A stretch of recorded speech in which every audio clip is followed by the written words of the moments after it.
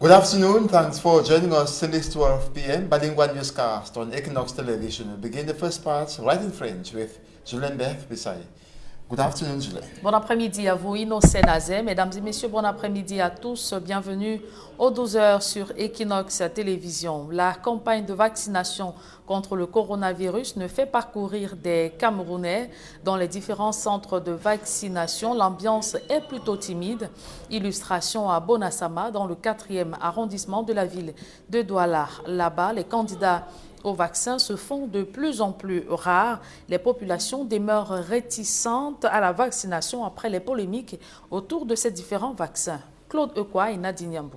Au premier jour de la campagne de vaccination anti-Covid élargie au public, c'est une ambiance plutôt timide qui règne dans les centres de vaccination à Douala. Au district de santé de Bonassama, dans le 4e arrondissement, le personnel médical attend d'éventuels candidats au vaccin. Selon des responsables, ils arrivent au compte-gouttes. Nous recevons des personnes âgées beaucoup plus qui viennent volontairement se faire vacciner. Selon les nouvelles recommandations du ministre, nous essayons de mettre ça en application. Dans les rues de Bonabéry, des candidats au vaccin se font rares. La polémique autour du vaccin, avec la suspension d'AstraZeneca dans plusieurs pays européens, des fake news et des rumeurs qui circulent sur les réseaux sociaux, suscite la réticence de la population à se faire vacciner. Je ne suis pas sûre pour ce vaccin-là. Tous les polémiques que j'entends sur ça, là, non, je ne suis pas encore rassurée. Jamais, je ne peux pas me faire vacciner. On a peur parce que nous ne sommes pas sûrs où c'est le vrai vaccin ou ce n'est pas le vrai. Depuis que je suis né, j'ai pris les injections quand j'étais bébé parce que c'était pas moi, c'était mes parents. Donc depuis là, moi, j'ai jamais fait une injection. Je pense pas que je peux aller me vacciner pour le moment. Je reste encore dans le suspense. Malgré ces obstacles, les autorités sanitaires se disent confiants et rassurent que jusqu'ici, aucun cas d'effet secondaire n'a encore été enregistré depuis le lancement de la première phase avec les personnels de santé. Nous n'avons pas encore reçu une personne avec des effets secondaires. Dès que vous arrivez au poste de vaccination, on vous reçoit. On prend des évaluations parce qu'il faut savoir si vous faites de fièvre ou pas. Nous essayons de prendre des mesures par rapport à ça, donc prendre des paramètres avant de procéder à la vaccination proprement dite. Par contre, d'autres Camerounais ne trouvent aucun inconvénient à se faire vacciner pour se prémunir contre la pandémie de coronavirus. C'est normal de se faire vacciner pour prévoir la maladie. Parce que la santé avant tout, quand le gouvernement nous dit déjà qu'il faut qu'on ait confiance, il faut qu'on ait confiance. Au district de santé de Bonassama, dans le 4e arrondissement, l'opération de vaccination se déroule tous les jours ouvrables entre 7h30 et 15h30. Le personnel médical encourage les populations cibles, notamment celles âgées de plus de 50 ans et celles ayant des comorbidités, à se faire vacciner. Redoubler de vigilance face à la multiplication des cas de Covid-19 et les menaces sécuritaires du fait des séparatistes anglophones. Telles sont des prescriptions du gouverneur de la région du centre lors du comité de coordination administrative et sécuritaire. Durant les travaux tenus à Konolinga, Paul Nasseri Beya a fait le point sur la situation épidémiologique et l'encadrement sécuritaire durant la prochaine Coupe d'Afrique des Nations. Marcelin Gansop et Emmanuel Diop. Si la tendance est à la baisse, après la flambée observée en février et mars dernier, l'heure n'est cependant pas au relâchement, puisque l'ennemi Covid ne dort pas dans la région du centre. Nous avons toujours dit que le centre était l'épicentre de cette pandémie. Rendez-vous compte qu'il y a 3 semaines, on était à plus de 200 cas de Covid à Aroka, avec plus de 80 cas sur oxygène. Mais actuellement, nous sommes dans les 54 cas, avec seulement 6 cas sur oxygène. Même en cas de décès, avant on a enregistré 33 cas, mais cette fois-ci nous sommes à moins de 15. Ce qui veut dire qu'il y a une tendance à la baisse. Au 27 avril, le tableau affiche 25 035 cas confirmés pour 379 décès enregistrés dans la région du centre. C'est suffisamment grave pour que les populations ne baissent pas les bras quant au respect des mesures barrières. Il est question donc aux gens de respecter les mesures barrières et de faire tout pour ne pas mettre les autres dans des situations difficiles. Même comme c'est volontaire, nous encourageons nos populations de se faire vacciner. Peut-être c'est une porte de sortie aussi de cette pandémie, parce que, voyez-vous, nous avons enregistré des cas de morts de hautes personnalités et nous pensons que le vaccin vient donc diminuer les cas à gros risque. À la crise sanitaire s'ajoute la situation sécuritaire qui fait perdre le sommeil aux autorités administratives et forces de maintien de l'ordre. La menace viendrait des séparatistes qui ont fui le Nozo. Avec la dislocation des amazoniens dans le nord et le sud-ouest, nous avons des informations que certains sont en train de fuir les zones au lieu d'aller dans les centres de désarmement. Ils viennent plutôt dans les villes pour donc vivre donc comme des citoyens normaux, d'autres avec d'autres objectifs dans leur tête. Donc nous sommes en train de suivre ces cas. Il y a des cas de jeunes, de la jeunesse maintenant, qui préoccupent même à plus haute sphère de cette République avec la consommation des drogues, les abus sexuels qui se passent dans les écoles. À 9 mois de la CAN, le patron de la région du centre prescrit une vigilance des plus accrues, mieux que celle observée avant, pendant et après le CHAN. Nous avons demandé aux autorités administratives de préparer, de prendre toutes les mesures, d'abord de sécurité, parce que nous allons recevoir beaucoup de délégations, voyez-vous, des poules de 4 équipes, ça donne 8 équipes. Donc ce sera difficile pour entretenir la sécurité. Donc nous appelons donc aux autorités administratives de tout faire pour travailler dans ce sens. Le gouverneur de la région du centre n'a pas manqué de distribuer les bons et les mauvais points. Parmi les mauvais élèves, les fonctionnaires et majoritairement les enseignants dont l'absence criarde à leur poste de travail est préjudiciable au rendement des élèves.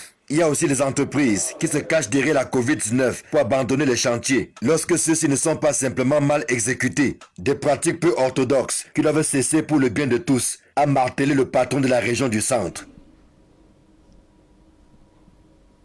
Les populations de l'arrondissement de Biyura dénoncent l'abandon de leur localité dans le sous-développement par les pouvoirs publics. Pas de route, pas d'électricité, encore moins d'eau potable. Elles ont exprimé leur mécontentement au sous-préfet lors de sa récente tournée. Eko Kalobé, Sylvestre Hippolyte Zangao. Long de 25 km, le tronçon Biyura-Pouma reste non bitumé. Alors que la saison des pluies s'annonce, les craintes des populations s'agrandissent avec une roue boueuse, difficile de circuler dans cette zone agricole. Quelques mois après sa prise de fonction, le sous-préfet de l'arrondissement de Biyura a effectué une tournée dans les 10 villages que compte son unité de commandement. Comme ailleurs, ici à Songpoa, les doléances des populations sont abondantes. Entre l'absence d'eau potable, l'électricité et le sous-développement ambiant, le chef du village de Songpoa, s'adressant au sous-préfet, fustige l'attitude de la mairie qui, selon lui, manque à bien de devoirs, surtout dans le domaine de l'éducation. Nous ne sommes pas contre le maire, n'est-ce pas? Mais nous lui demandons de venir faire des choses dans ce village. On ne peut pas avoir une école dans un village, monsieur le sous-préfet. On prend l'école maternelle, on va mettre dans un village qui n'a même pas d'espace où les enfants peuvent aller à l'école.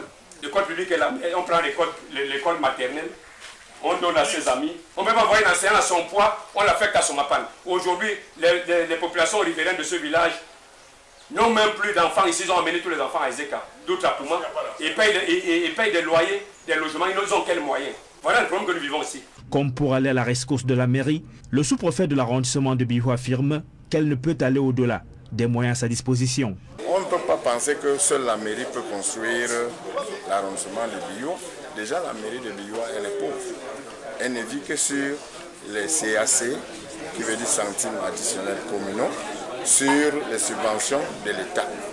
Et bien que quand on parle de fonds propres pour la mairie ne peut pas récolter 2 ou 5 millions d'impôts par an. Suite aux difficultés qu'elle rencontre, Biyura se vide de sa population jeune. Un exode rural important que n'approuve pas le sous-préfet. Quand vous faites le tour dans les différentes écoles, les effectifs sont médiocres. Tellement médiocres. Bon, il y a des écoles qui n'existent, qui a un effectif de 2, 3, 4 élèves. Ce qui se passe, c'est que les jeunes de ce village se retrouvent dans des écoles situées en ville. Je l'ai dit, quand nous avons investigué là-dessus, il nous a été rapporté qu'il s'agit d'un problème de sorcellerie. La sorcellerie existe partout. Mais je crois que la solution à ce problème serait d'encourager des initiatives communes de développement. L'offre en soins sanitaires est limitée et l'un des rares centres de santé de l'arrondissement a un plateau technique désuet. Parlons économie. À présent, l'encours de la dette du secteur public est évalué à 10 574 milliards de francs CFA au 31 mars 2021. Cela représente 44,2% du PIB. Cet encours de la dette est en augmentation de 7% par rapport à la fin mars 2020. Le Comité national de la dette publique vient de présenter ces différentes spécificités dans la conjoncture mensuelle du Cameroun. Eric Ouattat et Donald Brice Kangan. 10 574 milliards de francs CFA. L'encours de la dette du Cameroun à la fin du mois de mars pointe clairement une progression. Cette augmentation est de 2,1% comparée au premier trimestre 2020 et de 7% par rapport au mois de mars de l'année dernière. Une enveloppe qui représente 44% du produit intérieur brut. La répartition de la dette du Cameroun permet de voir la domination des enveloppes endossées par l'administration centrale. 9 643 milliards de francs CFA, soit 40,3% du produit intérieur brut. Les entreprises publiques pointent ensuite avec 932 milliards de francs CFA, soit 4% du PIB. Le rapport de la Caisse autonome d'amortissement marque un point d'arrêt sur la dette de l'administration centrale. Celle-ci est constituée, décrit la CAA, de 70% de dette extérieure pour 29% de dette intérieure. Si la Caisse autonome d'amortissement relève que le coût moyen pondéré reste stable par rapport à février 2021 et se situe à 2,6%, elle s'inquiète par contre au sujet des risques d'augmentation des taux d'intérêt. Un taux qui s'est dégradé, exposant la dette globale du Cameroun à hauteur de 20% des fluctuations contre 19% en 2020. Une dégradation du taux d'intérêt due au non-respect des délais de remboursement des enveloppes par le Cameroun, et ce malgré des allègements de l'ordre de 10 milliards de francs CFA obtenus sur la dette au mois de mars 2021. En termes de prévision, le rapport note que le Cameroun pourrait tirer profit de l'environnement international favorable d'après les projections du FMI qui pointe 6% de croissance en 2021. C'est avec ce reportage de Donald Brice Kamgan que nous mettons un terme à la première partie de ce journal. La seconde est en langue anglaise. Avec vous, Ino Senaze. Good day once again. Thank you, Julien. Good day once more to you and to your viewers. Good afternoon. Thanks for staying with us. Cameroonians continue to shy away from the COVID-19 vaccines present in vaccination centers. Speaking to some Cameroonians in the Douala 4 subdivision, they express fears as negative statements around the COVID-19 vaccines, reason why the Bonasama vaccination center is deserted. Details in this report compiled by Immaculate Fogwe. Of April 12, 2021, everyone in the USA can have access to the COVID-19 vaccine. Back to that report by Immaculate Fogwe, who is telling us that many Cameroonians continue to shy away from the COVID-19 vaccines present in various vaccination centers in their region. Speaking to some city dwellers in the Douala 4 subdivision, they advance fear, saying the negative statements that surround the vaccine is equally making them to be afraid to have it administered them. And the Bonasama vaccination center as well is deserted. Details with Immaculate Fogwe. Day one of the anti-COVID-19 vaccination campaign targeting the public registers a timid turnout of persons in vaccination centers in Douala. Here at the Bonasama District Hospital in the Douala 4 subdivision, health personnel are seated patiently waiting for persons to come get themselves vaccinated. We are turning to persons above the age of 50. Persons suffering with hypertension and diabetes are given priority. On the streets of Bonaberry, several persons are unwilling to get themselves vaccinated due to mistrust and anti-vaccine sentiment. I cannot get myself vaccinated after listening to testimonies made by some people abroad concerning the secondary side effects of the vaccine. I am very scared. I might change my mind later, but for now, I am not getting myself vaccinated. Une comme moi particulièrement, je ne me vaccine pas. Moi, je n'ai pas peur de la mort. Health officials are reassuring the public that no health personnel who got vaccinated have shown manifestations of secondary effects, which is a clear indication that the vaccines are safe. Few other persons on the streets of Bonaberi, however, show interest in the vaccines. Yes, I will take the vaccine just to prevent the pandemic, the coronavirus that is killing too much in Africa. The minister have showed us the good example. And even as I'm selling here, I'm seeing the Chinese coming to take the vaccine regularly every day. So that is what convinced me to take the vaccine. At the Bonasama District Hospital, vaccination takes place every day from 7:30 a.m. to 3:30 p.m. Health personnel are encouraging the targeted persons to get themselves vaccinated. The traditional ruler of Sompoa village in the Nyonkele division of the Central region is urging the mayor of Biua subdivision to step down of incompetence to provide the community basic social amenities. He was speaking, that was during the visits of the divisional officers. Manjikan Gable reports. This stretch of road linking Biua to Puma, covering 25 kilometers, still remains untarred, even though the rainy season is gradually announcing its presence as the population cry out. Months after he took up duties, the divisional officer of Biua made a Meet the People's tour of all 10 villages that make up his area of jurisdiction. Just like in the other villages he visited, the divisional officer was told at Sompoa village that they are in need of basic social amenities ranging from water, electricity, and good roads. The traditional ruler of Sompoa, in his address to the divisional officer, said the council is failing on one of their missions, which is to enable the education of their kids. Rien n'est fait dans mon village d'ici l'année prochaine, avant la fin de leur mandat. Et je leur demande aussi de démissionner. If nothing is done in my village before the end of their mandate, I'm asking them to resign. Biua has many children who can take over and work efficiently. Sompoa village is not against the mayor. We can't have a nursery school hidden in the bush. On prend l'école maternelle, on va mettre dans un village qui n'a même pas d'espace où les enfants peuvent aller à l'école. But the divisional officer intervened on behalf of the council, who told the villagers that the council works according to the means put at their disposal. We make a census of projects that will be funded to those concerned. For example, we cannot say the council alone can reconstruct Biua community, since they count on other external fundings. The council alone can't afford 2 to 5 million francs CFA annually, so it's difficult for them to realize big projects. Sur les subventions de l'État.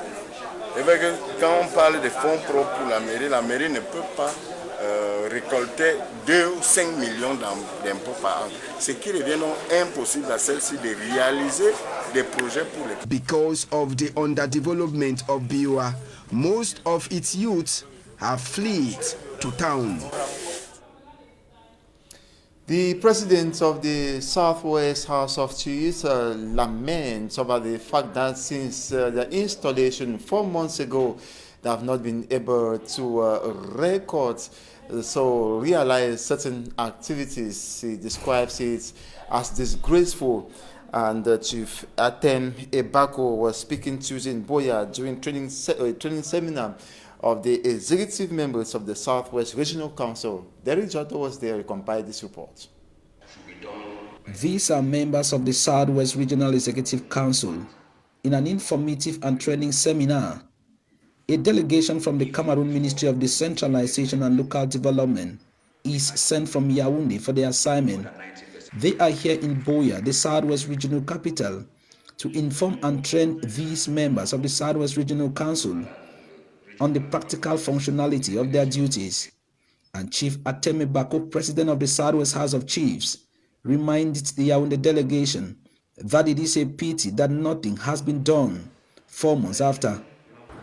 After our installation, virtually nothing has happened. Other than that, some equipment, office equipment has been given. And even the office equipment were bought and sent to them from Yaoundé. Worst of it all, the language installed on the computers is French. French for the Southwest Regional Council, raising questions as to where is their own budget to enable them purchase their needs. Or the councils are not autonomous, but rather a unit of a particular ministry. We are still expecting to know what competencies have been transferred to the regional assembly. We are still to get a budget that has been voted by the regional assembly. We are still to get the organigram with respect to the personnel that will be called up to run the process. So we are still waiting and waiting. So if you ask me, as you have done, how is the process going on? I would say it's exceedingly slow. Communicate to the public that very little is happening, and they should just be as patient as we are at the level until we would get now the final mark for us to start. To this traditional ruler, the good intention of the father of the nation, President Paul Biya, should not be thwarted by some ill-intentioned individuals.